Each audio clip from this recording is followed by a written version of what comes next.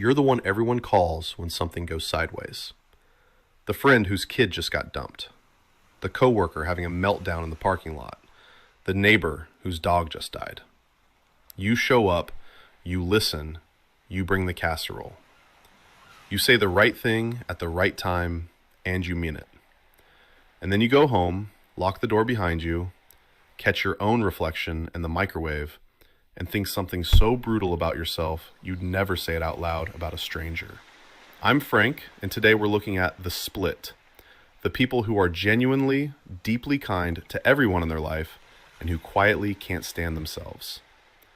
This one runs deep. It's a pattern that got installed a long time ago, and it's still running the show. Let's start with what you do, not what happened to you. Because that's where the pattern actually lives, and the behavior, right now, this week. You are, by any outside measure, a good person. People text you when they're falling apart. You remember the birthdays. You notice when someone's quieter than usual at the family dinner. You picked up the slack when your sister's marriage went sideways. You've got a running mental spreadsheet of everyone's medications, everyone's appointments, everyone's kids' allergies, everyone's boss they hate. You are, functionally, unpaid emotional infrastructure for about 11 people. And if any one of them came to you and said the sentence you say to yourself in the bathroom mirror, "You're pathetic, you're a mess, you're too much, you're not enough, what is wrong with you?" you would be horrified. You would sit them down. You would go into full rescue mode. You would tell them, gently but firmly, that they're being cruel to themselves and it isn't true. You believe it when you say it to them. You do not believe it when they say it back. That gap is the whole video. The gap between how you treat other people and how you treat you. That gap didn't show up in your 30s or your 40s. It was there when you were 7. You just didn't have a name for it. Here's the first piece of the puzzle, and it's a good one. There's a study out of Comenius University, published in BMC Psychology, that looked at the different kinds of inner critics people carry around. Turns out there are six distinct types. Some of them nag. Some of them push you to work harder. Some of them are perfectionists who genuinely think they're helping. Annoying, but survivable. And then there's the one the researchers called the destroyer. This one has no interest in helping. This one has no interest in making you better. The destroyer runs on self-loathing. Its whole job is to tell you that you are fundamentally broken, defective at the core, wrong in a way that can't be fixed. Not you made a mistake, you are a mistake. If you just felt something click reading that, you know which one you've got. Here's the thing that matters. The researchers found that the single intervention that actually moves the needle on the destroyer is self-compassion. Easy enough on paper. Except they also found something else. For most of the people who beat this thing, self-compassion couldn't come from inside first. It had to be modeled by someone else. A therapist, a friend. Somebody outside your head being kind to you in a way you couldn't be kind to yourself. Over and over until you finally started to borrow it. Sit with that. The reason you can be so good to your friends and so vicious to yourself is that kindness, for you, has always been an outbound signal. You know how to send it. You've never really learned how to receive it. When someone tries, you deflect. You change the subject. You make a joke. You say, "Oh, stop." You are, functionally, allergic to the exact thing that would help. So how did the wiring get flipped this way? Where does a person get an inner voice that would make a drill sergeant flinch while their outer voice is basically Mr. Rogers? The research is pretty clean on this one. The harsh inner critic doesn't grow in kids who felt fundamentally seen and cared for. It grows in kids who rarely, if ever, felt good enough. Nobody had to be screaming at them. Sometimes nobody was saying much of anything. Indifference, distraction. A parent who was physically there and emotionally on another planet. A house where feelings weren't cruel, they were just not a topic. Not something anyone brought up. Not something anyone asked about. The kid's brain, being a kid's brain, does what kid brains do. It looks around, sees that its inner world isn't being reflected back by anyone, and makes a decision. Not a conscious one, a survival one. The problem must be me. If I were different, they'd notice. If I were better, they'd care. If I were less of whatever I am, this would work. That's the seed. That's where the destroyer moves in and sets up shop. Not from a single big, awful moment, from a long, quiet accumulation of nothing much. This has a name. Clinicians call it childhood emotional neglect. And here's why it's the sneakiest thing in the world to spot in yourself. It's defined by what didn't happen, not what did. There's no scene, there's no story, there's no moment you can point to and say, there, that's the thing that broke me. Jonice Webb, who's written a lot of the foundational stuff on this, describes the classic profile in her writing at Psychology Today. Adults who remember their childhoods as basically happy. Good parents, roof over their head, food on the table, nothing dramatic, and who nevertheless feel, deep in the bones, that something is wrong with them. And when they try to trace it back, they can't find a source, so they default to the most efficient explanation. It's me. It's my fault. I was the problem. That's the loop. Feeling bad plus no explanation equals I must be bad. It closes on itself and it just runs. You know who's especially good at running this loop?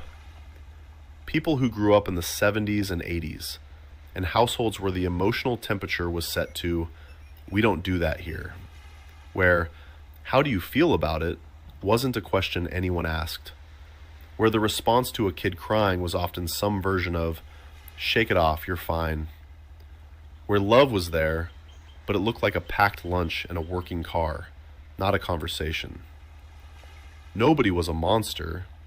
That's just what a lot of the adults raising you had gotten themselves. And you can't hand down what you never got. Which brings us to the language problem. And this one is wild. There's research. Alan Shore at UCLA has done a lot of the neuroscience side of this, and clinicians like Annie Wright have written it up for a general audience, suggesting that when a kid grows up in an emotionally missing environment, the wiring for identifying and naming your own feelings doesn't develop the same way. There's a real clinical term for the result, alexithymia. It literally means no words for feelings. Adults with a history of emotional neglect tend to score higher on it. What that looks like in real life is not that you don't feel anything. You feel plenty. You just can't tell what any of it is. You feel bad and you don't know if it's sad or angry or tired or hungry or lonely or scared. It's just bad. A weather system.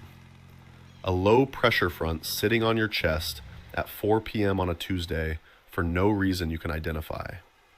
And when you can't name it, you can't do anything about it. You can't ask for help with it because you don't have the words. You can't self-soothe because you don't know what needs soothing. So you do the thing you've always done. You get up, you make dinner, you check on your mother, you answer the text from your kid, you pretend you're fine, and you tell yourself later that night that the reason you feel like garbage is because you're garbage. Meanwhile, and this is where it gets almost funny in a dark way, you can read other people's feelings like a book you wrote yourself. You walk into a room and clock everyone's mood in 6 seconds. Your friend says, "I'm fine," and you know immediately that she is not fine, and you already know why. You've been reading other people's emotional states since you were about 4 years old. It was survival. When the adults around you weren't going to tell you what they were feeling, you learned to figure it out yourself, so you could adjust, so you could keep things calm, so you could be the good one, so you could stay out of the way of whatever storm was coming. You became a professional interpreter of everyone else's inner life, and you never got issued the same dictionary for your own. Before I keep going, I've been working on something on the side, a book called Psychology of Gen X. It gets into a lot of this, the stuff that got wired into you young and what it's doing to you now, the patterns you can't quite explain about yourself. Links in the description if you want to look. And to everyone watching, sharing this stuff, genuinely, thank you. If you want to go a step further, there's a Patreon too. Subscribers get early access to videos with no ads, and you help keep the channel running. That link's right there as well. QR code's on screen. Okay, back to it. So you're the interpreter, and here's what an interpreter does when they can only speak one direction. They take care of everybody. That's the next piece. The clinical folks describe this pattern over and over. Kids who grew up emotionally unseen become adults who are highly functional caretakers for everyone else while quietly feeling unseen themselves. That's you. That's the whole thing in one sentence. And there's a specific engine underneath it. Some part of you, way down under the floorboards, is running an experiment that never ends.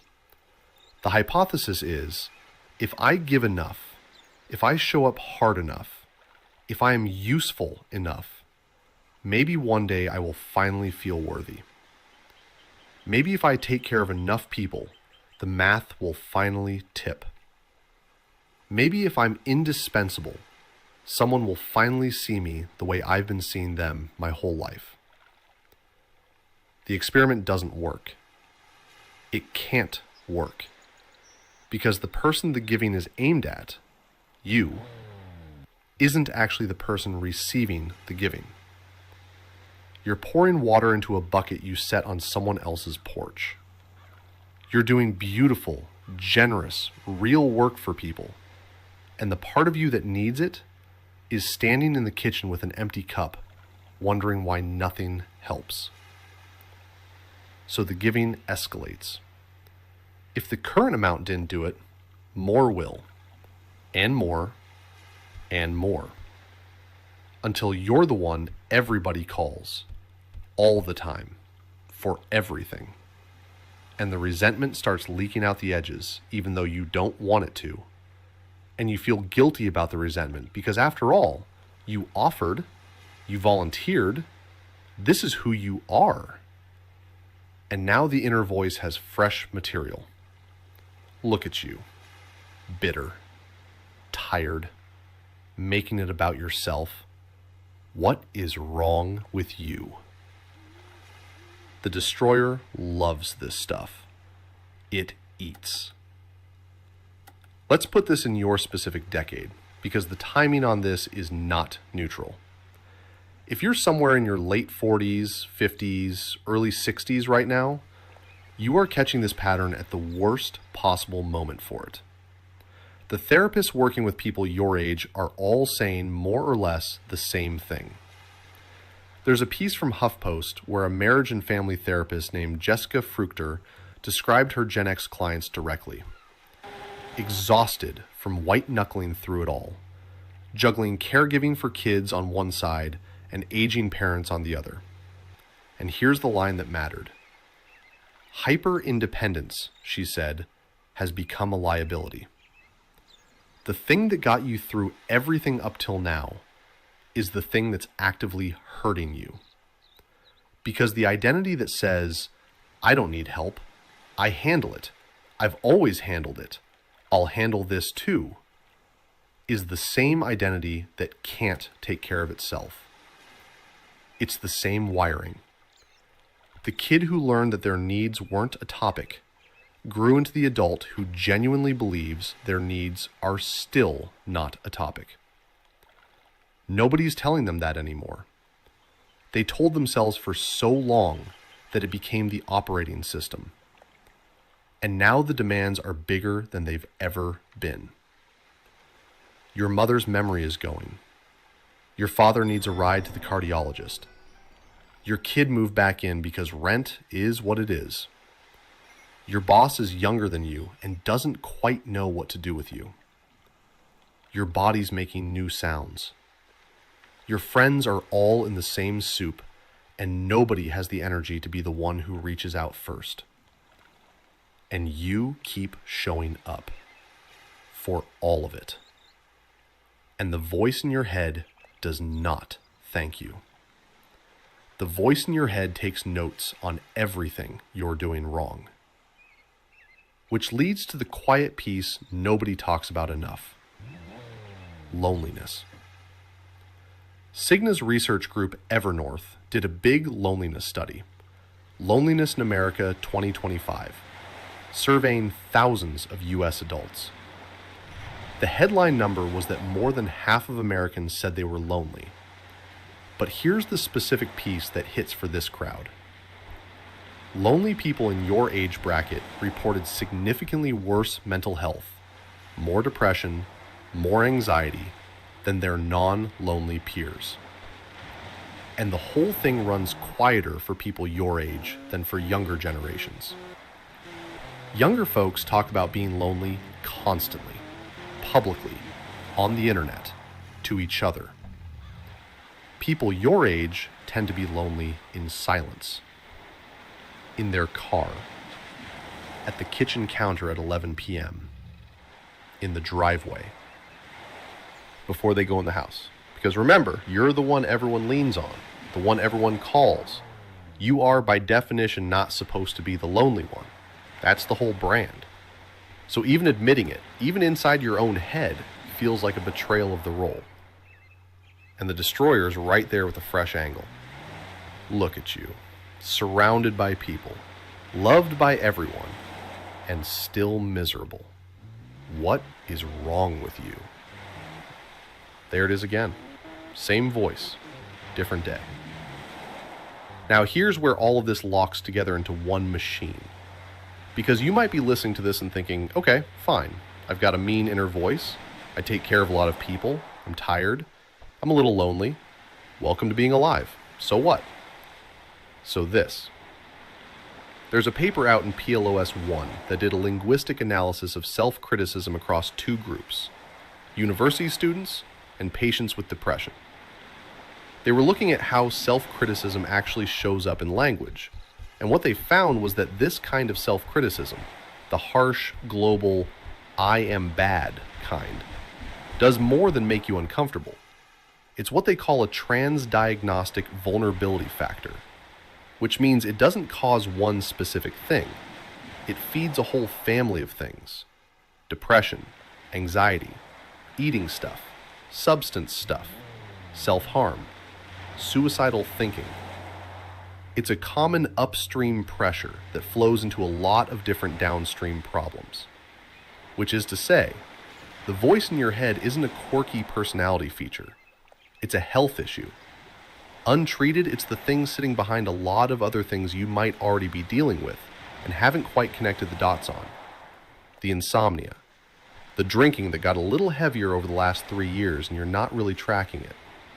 The way food went from something you liked to something you either avoid or use. The fact that you cry in the car and can't tell why. None of that is a moral failure. All of it is the destroyer at work, running its program, doing its job, which it thinks is to keep you small and safe by making sure you never expect too much and never take up too much space. And here's the piece that trips people up. The destroyer thinks it's helping.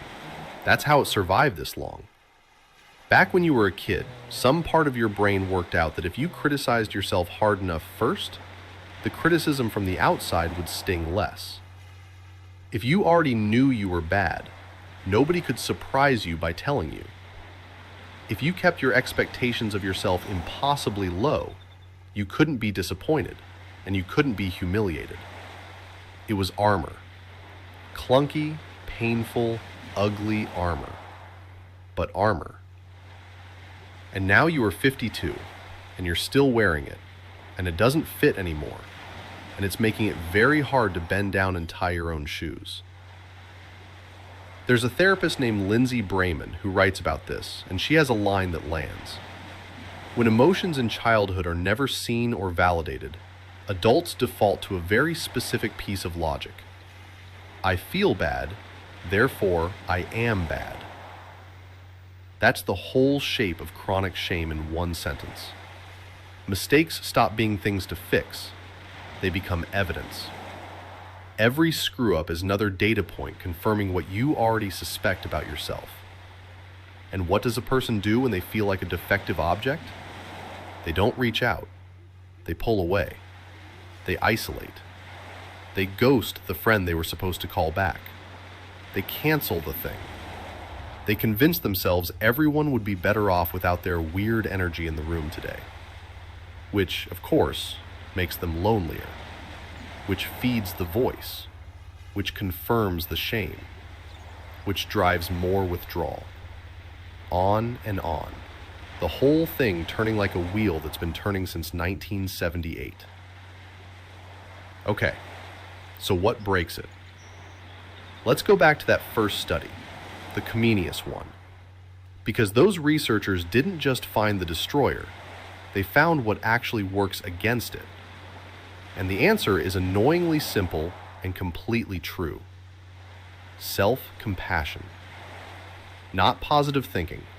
Not affirmations in the mirror. Not, I am enough, scrawled on a sticky note next to your monitor. Self-compassion. The actual capacity to talk to yourself the way you would talk to your friend after she got that diagnosis. The way you talk to your kid after he bombed the interview. The way you talked to your mother the last time she called crying about your father. You already have this skill. It is fully operational. You use it 15 times a day. On other people. The work, and it is work, this is not a light switch, is turning the beam around. 20 degrees at a time, not all at once. Nobody flips this overnight. The researchers made this explicit. For most people, self-compassion has to be modeled by someone outside first. A therapist, a really steady friend, a group, somebody who talks to you kindly, consistently, until you finally start to hear what it sounds like from the inside instead of just the outside. Which means, and this is the part I want you to actually hear, the fix for this has nothing to do with more willpower. Trying harder won't touch it either. You have been trying harder your entire life. Trying harder is what got you here. The fix is letting someone else be gentle with you long enough that you start to steal a little of it for yourself. That might be a therapist.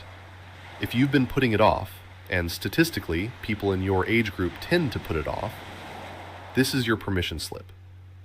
That might be one specific friend you actually let all the way in for the first time in 20 years. That might be a group of people going through the same thing. A book alone won't get you there. A podcast alone won't either. Even this video alone won't. It has to be a real human being being kind to you in real time, repeatedly, until your nervous system starts to believe them. And the little voice that is right now telling you, I don't need that. I'm fine. Other people have it worse. I don't want to be a burden. I'll handle it myself. That's the destroyer. Say hi. That's exactly the voice we've been talking about for the last 30 minutes. It's on brand. It's doing its job. It is wrong. Before you click over, a few more things, because if I leave it there, I know exactly what happens. You nod, you close the tab, you go make somebody dinner, and by tomorrow morning the whole thing is a vague feeling you can't quite reach anymore. So let's put a few more pieces on the table, because there are some specific things you can start noticing this week. Notice how you take a compliment. Watch yourself the next time somebody says something nice. That dinner was amazing. You really saved me last week. You look good. Did you do something? Watch the exact half second of what happens in your chest and what comes out of your mouth. My guess? You deflect. You minimize. You redirect. Oh, it was nothing. Anyone would have done it. This old thing? You physically cannot let the sentence land. You bat it back like a tennis ball because if you let it sit there for even 2 seconds, some part of you goes into alarm mode. Because being seen positively is not a thing your nervous system was set up to receive. Compliments feel wrong. They feel like a mistake somebody's about to correct. So you correct it for them, first out of habit, and call it modesty. Modesty is knowing you did well and choosing not to brag. What you're doing is refusing to let the good thing enter the building. Different move entirely. Notice how you apologize. Count the sorries in a normal Tuesday. Sorry for taking up space in the doorway. Sorry for asking the follow-up question at work. Sorry for eating the last of the leftovers you paid for. Sorry for existing at a slightly inconvenient angle to somebody else's day. Manners is excuse me. What you're doing is preemptive damage control against a criticism that isn't coming, from people who aren't actually mad, because somewhere in you the assumption is that your presence is a low-grade imposition that needs constant softening. Notice what you do after you make a mistake, a real one.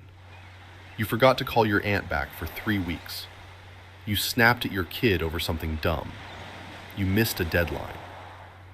Watch what happens next in your head. A person with a reasonable inner voice thinks, "That wasn't great, I should fix it," fixes it, and moves on. What happens for you is a 40-minute internal trial where you are the defendant, the prosecutor, and the judge, and the verdict was decided before the evidence came in. You don't process the mistake. You use it as fresh proof of something you already believed. Feeling bad becomes being bad. Every small screw-up gets filed in the same drawer, and the drawer has your name on it, and the label says, "See? Told you." Notice what you do when you have a free afternoon, an actual one. Nobody needs anything. The house is quiet. There's no one to take care of. What happens? For a lot of people who match this pattern, that free afternoon does not feel restful. It feels uncomfortable, almost itchy. You end up cleaning something that didn't need cleaning. You text 3 people to check in on them. You find a project. You manufacture a task. Because sitting still with yourself, with no one to be useful to, brings you face to face with the person the destroyer has been talking about all these years. And that person is somebody you have spent decades avoiding being alone in a room with. That's the tell. That's how you know how deep this goes. Not the loud stuff, the quiet stuff. The way rest feels dangerous. One more. Notice your body. Because this stuff lives in the body, not just the head. The clenched jaw at the stoplight. The shoulders that are somewhere up near your ears by 3 p.m. every day. The breath that only goes down about 6 inches before it stops. The tension headache that shows up every Sunday night. That's a nervous system that has been braced for impact since Reagan's first term and never got the memo that the danger passed. Your body is still running the program the kid wrote 30, 40, 50 years ago. Stay small. Stay useful. Stay ready. Don't take up too much room. Don't need anything you can't get yourself. And here's the good news buried inside all of that. Nervous systems can learn new things. Slower than you'd like, but they can. That's what the research on self-compassion is actually pointing at. A rewiring, not a mindset. Little repetitions of a new signal until the old signal finally gets outvoted. You did not choose the wiring you got. You do get some say in what runs on top of it from here. So here's the assignment, if you want one. This week, just this week, when you catch the destroyer running its mouth, and you will, probably within the next 4 hours, try one thing. Ask yourself, out loud if you can, would I say this to my best friend? Not would I think it, would I say it, out loud, to her face, in that tone, using those words? You already know the answer. You would never. You would sooner cut your own hand off than talk to somebody you love the way you talk to yourself before bed. Start there. Just that one question. That's the beginning of turning the beam around. You're not fixing yourself. You are noticing, over and over, that the standard you hold for everyone else in your life is a standard you have never once extended to the person doing all the holding. That person deserves it too. That person has earned it. That person has been carrying the whole operation for a very long time and would like, at some point, to be spoken to the way she speaks to everyone else. That person is you. Try letting her in. Quick thing before I go.